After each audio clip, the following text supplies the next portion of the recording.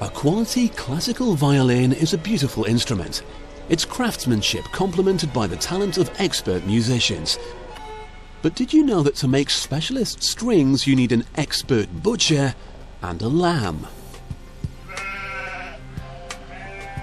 That's right. The strings used to reproduce some of Mozart's finest compositions are made from lamb's guts.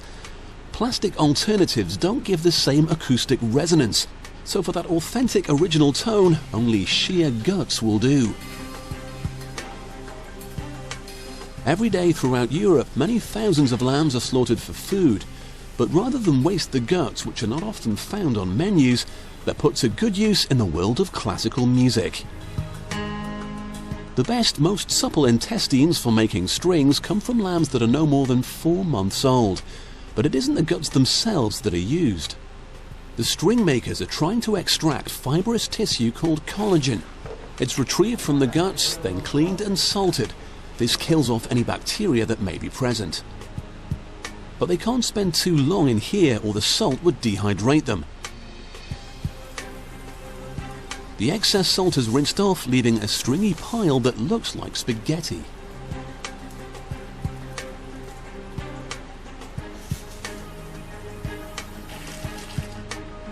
The intestine fibers are then chemically treated. Hydrogen peroxide is added to bleach the fibers, and fabric softener is used to help them to retain their natural elasticity.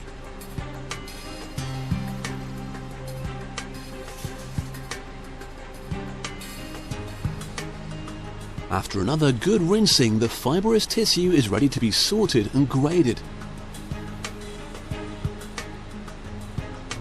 Sourced from young, supple sheep, this material should be top quality, but only the best of the batch will be deemed good enough to make strings for musical instruments. It takes training and experience to identify the quality fibers that will produce the best sound in a concert hall.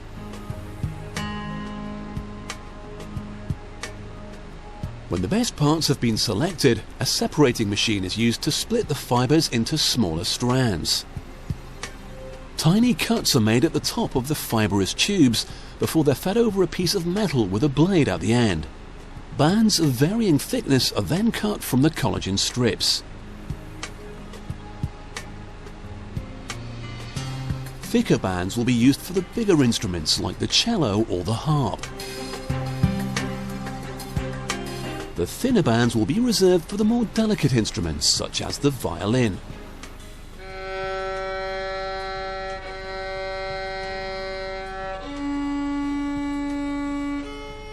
But the fibers aren't ready to be played just yet.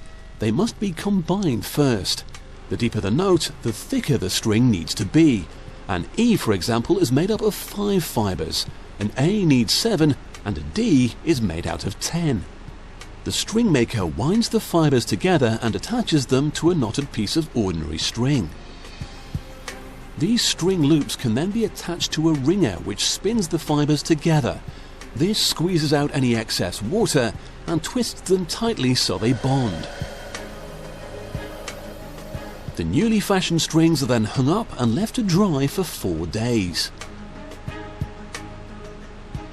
The string maker keeps a close eye on the drying process to ensure there are no kinks, warps or loose fibers. When they're done, he cuts the strings from their holders and takes them to be finished. Because each string is a combination of fibers, they're rough, and this would make playing very difficult. The next step is to smooth each string down.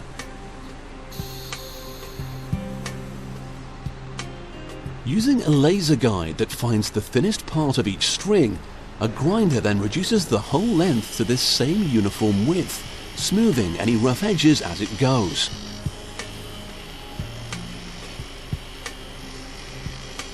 So what started out as a rough fibrous combination is now one long continuous piece of musical grade gut, ready to be used on a classical violin.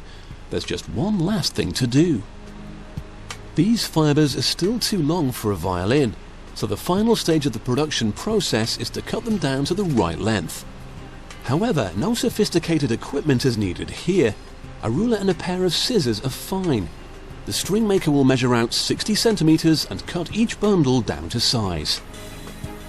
All that remains is to pack the individual strings into their respective packets, ready for use by the most demanding musicians looking for that special acoustic quality that's only produced by natural gut. So, from a concerto to a kebab, many people owe thanks to the versatile young lamb.